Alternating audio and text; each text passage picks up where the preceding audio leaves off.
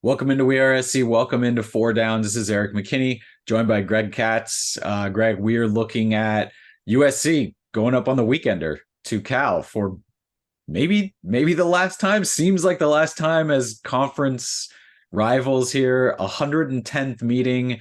This is the team USC has played more than any other program, and Trojans looking to right their ship a little bit and send this rivalry out in a positive direction for USC. This is the number 22 in the coaches poll, 24 in the AP poll.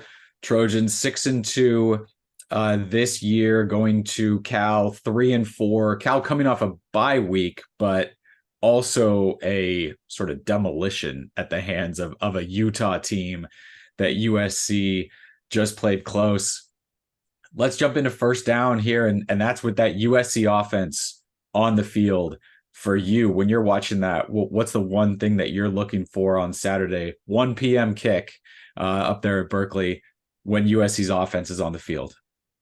Well, aside from how many people will be sitting up in Tightwad Hill overlooking, getting a preview of the game, I'm going to be looking at that Cal defense and seeing if they are in the same defense that the previous teams that SC's played in the last 4 games.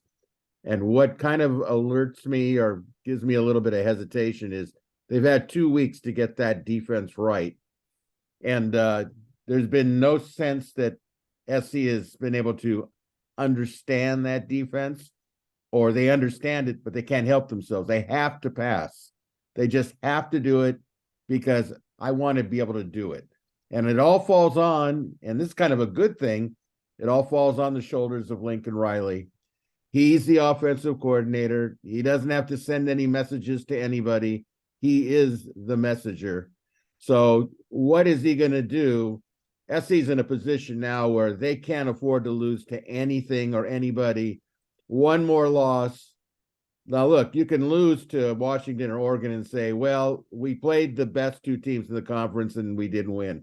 You drop a game to Cal and put yourself out of the position to at least have a puncher's chance to get in the Pac-12 title game. This is a huge game for SC. And, just to set kind of Erik, a little bit of the table here, Cal's defense, which is traditionally not bad under Justin Wilcox, former defensive coordinator at SC, they're number 8 in overall defense in the Pac-12 conference, right? And SC's number 2 in offense. But you have to say to yourself, look what SC did in the fourth quarter against Colorado. Look what SC did against Arizona State, et cetera, et cetera, et cetera, to where we are today with Utah. And that, I don't think you take anything for granted. Let's just put it that way. Yeah, you talked about Cal's defensive numbers in the Pac-12, just running down kind of the whole thing. Number 110 nationally in scoring, 101 in passing defense, 88 in total defense. Like, these are not numbers that we typically see from Cal. Cal now having to play without Jackson Sermon right in the middle of that defense, and that's a huge hole for them. Utah, and I know this changes based on last week, but Utah went into that Cal game not being able to score on anybody, and they ran wild against Cal. And I know we're not comparing Cal's defense to USC's defense, but if that Utah offense can run up the score and put up big plays against the Cal defense, you certainly assume the USC defense can do the same thing against the Cal defense. I'm right in line with you. Basically not a player or a type of play or even run pass for me. It's Cal has had 2 weeks. They've had a bye to look at this. Do you think, question to you, is USC's offense going to see the Cal defense that they have seen on film previously? I would say that the Cal defense will be exactly what SC's seen in the last, at least a portion of it, a half of it, because if it ain't broke, don't try to fix it. And SC has proven either through stubbornness or just they can't get it done. I think when you have 2 weeks to prepare for somebody, you're going to at least give them a good shot in the first half. That's for sure. And I think that's my point, where what we've heard from USC players and coaches a little bit is they didn't do what was on film, right? Like what they've done throughout the year, all of a sudden it looked different and they're giving us different looks. And it's kind of to the point now where it's if you don't expect that, you're not prepping yourself well to play anybody at this point. That Cal defense, you have to assume, is going to look like the Notre Dame defense did and look like the Utah defense did. It's not going to look like the Cal defense did against Utah or against some of its previous opponents. So that to me is what I'm watching is, can USC's offense find that answer quickly? Can they figure out, okay, this is what they're doing. This is what's going to work against that, and actually go to that over and over and over. If it's the pass, if somehow Cal is doing something where passing lanes are open or quick throws or screens or that kind of thing, and you can do that and take advantage of it, that's fine. But if you're just throwing to throw and forcing it, and we see the same kind of disjointed, wide receivers aren't blocking in the screen game, there's weird timing with receivers, then you got to change that up and you got to go somewhere else. It feels like it's been kind of slow to do that offensively, where it's not always taking what's there, and it's not always saying, look, we can run the ball for 3-4 yards a carry, and let's just go with that for now. It has felt forced and disjointed. So I think that's it for me. The USC offense, what's the feel, and is there kind of a problem finding ability in this one? Because the Cal defense has been bad, but the coaches are fine. The coaches are going to come up with a game plan. They're going to have some wrinkles. They're going to do some stuff that is designed to give what USC wants to do offensively some problems. So USC's offense, and Caleb Williams too, he's got to shoulder some of that when they give him a bunch of decisions to make in the RPO game and all of that. Got to be the right ones and got to carry it out. We'll go to second down here. That's when the USC defense goes on the field. So flip things. Greg, what are you looking for when that defense is on the field? Oh boy. Well, I don't have a lot of confidence in the defense, especially after what we saw against Utah. I mean, it's almost like just roll out the ball, and if you just keep hammering away, we'll figure it out, and they're going to collapse. I mean, when you look at Cal's offense, it's not exactly a juggernaut. It's also number 9 offensively in the conference, but they have the one strength that is the SC weakness, and that's the running game. They've got Jaden Ott, who's maybe as good a running back as there is in the conference. He's only a sophomore. He's from LA area. And boy, we know what happens when the running game gets going against SC. Everything becomes vulnerable. I mean, you could say that's true of most teams, but in SC it's particular. And it's a scary thought, because we could all say that, look, at Utah's offense is ranked number 11 in the conference going into this weekend. Think about that. 11. And how many points did they score against USC? I mean, and SC really was in the game because of a pick 6 by Caleb Bullock. My goodness. And this is a big game for Cal. There'll be a lot of people there. I think it's their Joe Roth game, as they always do against SC. It's the last game in a big, as you mentioned, the tradition of so many years having, had this. I have a lot of nervous energy going. If the SC again doesn't get out to a lead in the first couple of, first quarter, get 14-0 or something like that, and it starts getting into be a slugfest, you know what? I think we've all learned that if it goes into that fourth quarter, there's going to be some really tight throats out there, because SC, like I said, they can't afford to lose to the Bears under any circumstances. And, it's going to be a lot of pressure on Caleb. Number 1, Jaden Ott, the running back. That's who I'm watching. When USC's defense is on the field, that's it. And Cal has a couple running backs, and they'll use both of them.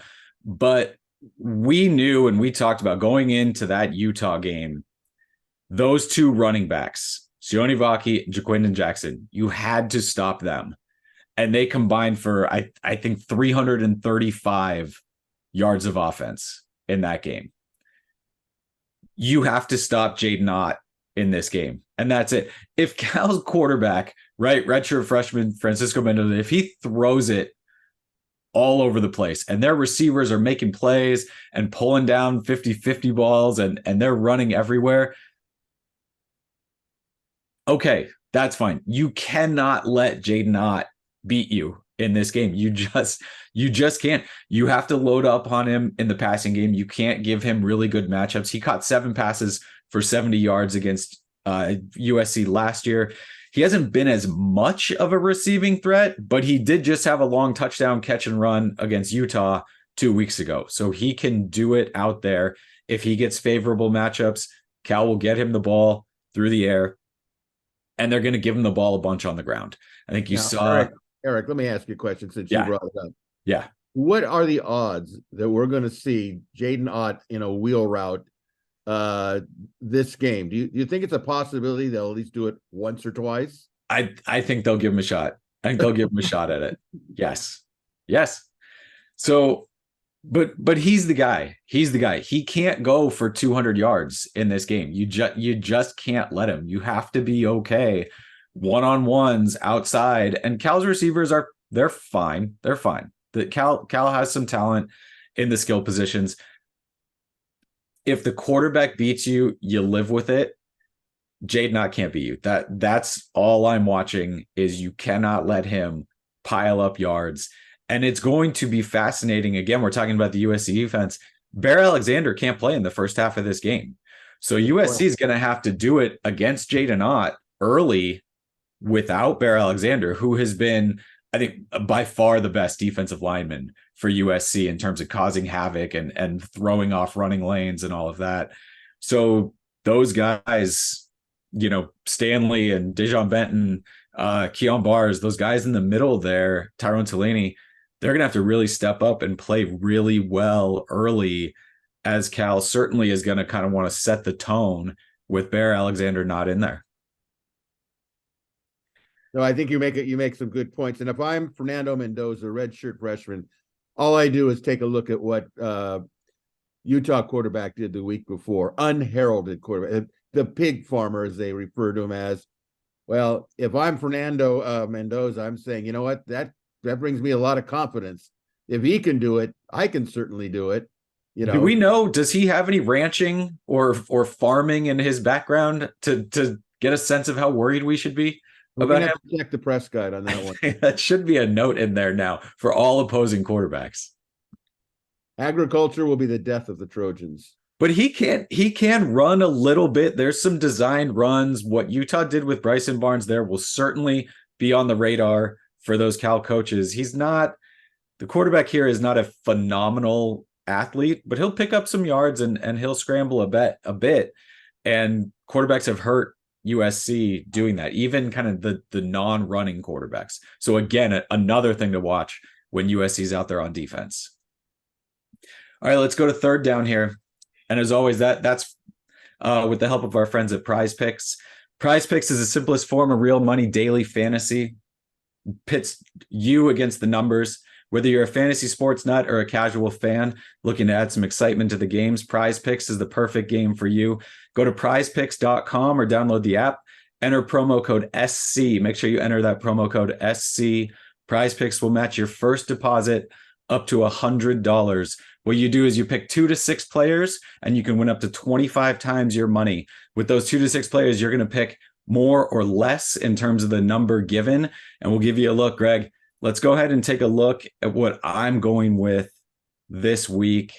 And it's been, I'll admit, it's been a bit of a slide here, as I don't think any of us can kind of put our finger on the pulse of this team right now and get a real sense over sort of what's going on, offensively or defensively. So I started with Jaden Ott. I said USC has got to figure out how to stop him.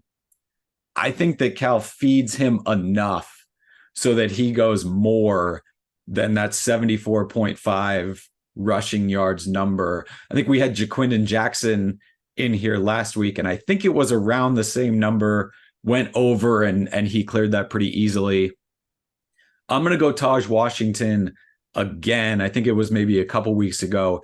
He's been kind of the consistent target for Caleb Williams. That more there is 65 and a half, and he only hasn't hit that in 3 games, and he's been close in one of those at 61. He's coming off 112 yards against Utah, a couple deep balls, and I think he maybe settles that passing game a little bit for Caleb Williams. And then kind of waiting for this one to pop up, but Caleb Williams 0.5 interceptions, and I went less. I think it is a key in this one, playing on the road, playing with some maybe concerns about the offense. You had 5 turnovers against Notre Dame. You had a big one against Utah with a fumble.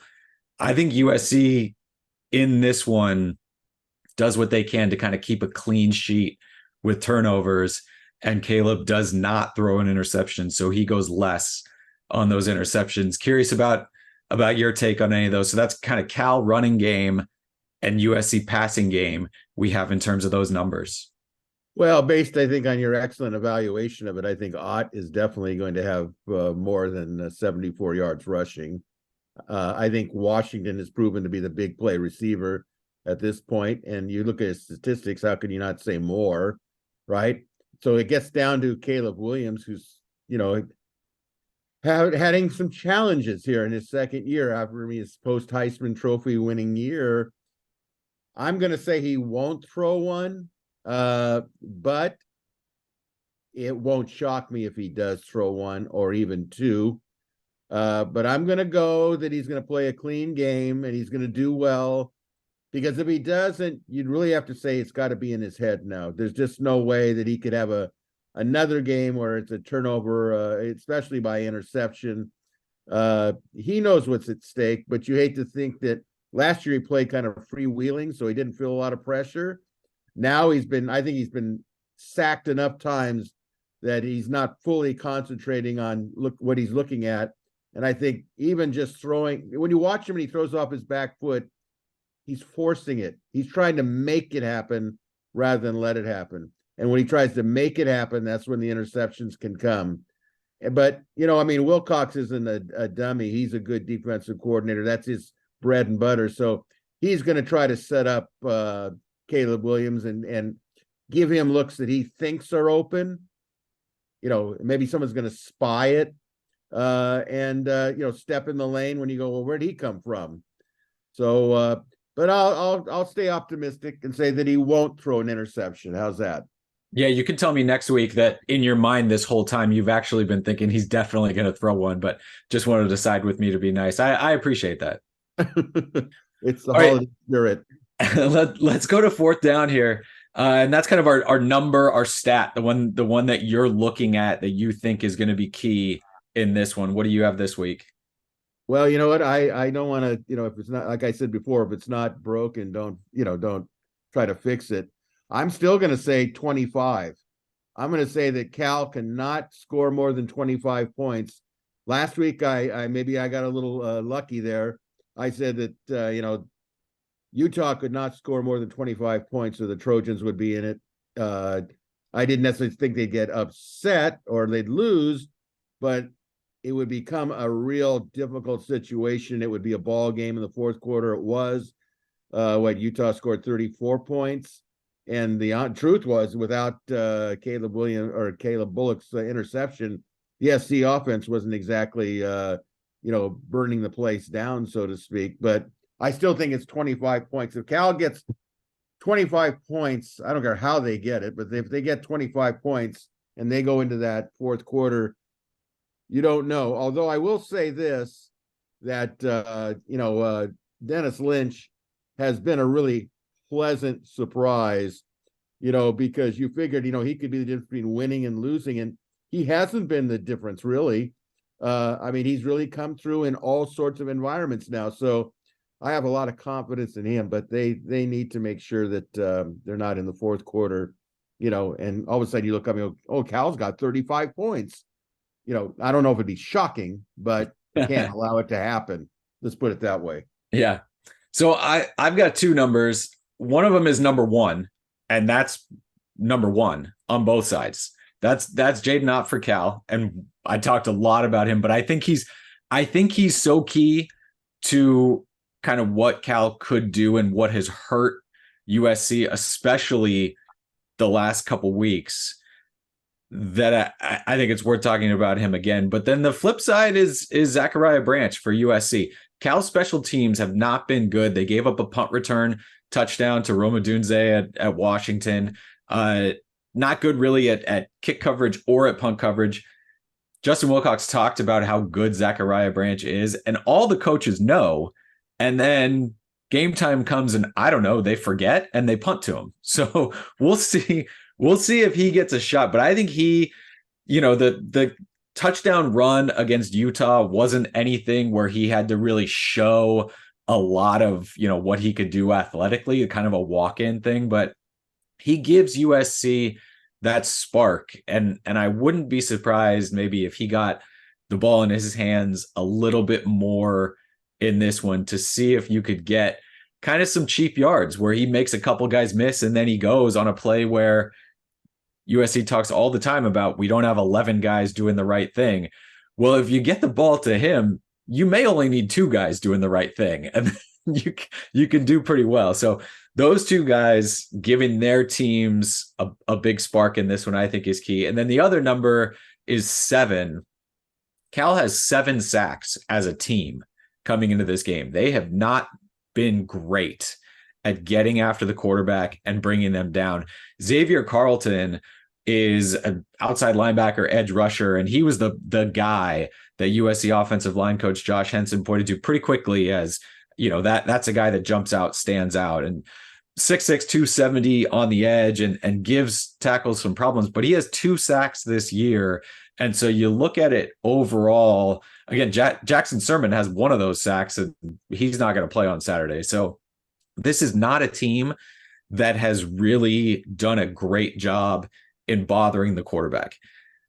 That has to be good for USC. USC has to take advantage of this offensive line. Again, kind of a new look line on the right side, Mason Murphy at right guard and Jarrett Kingston kicking out to right tackle.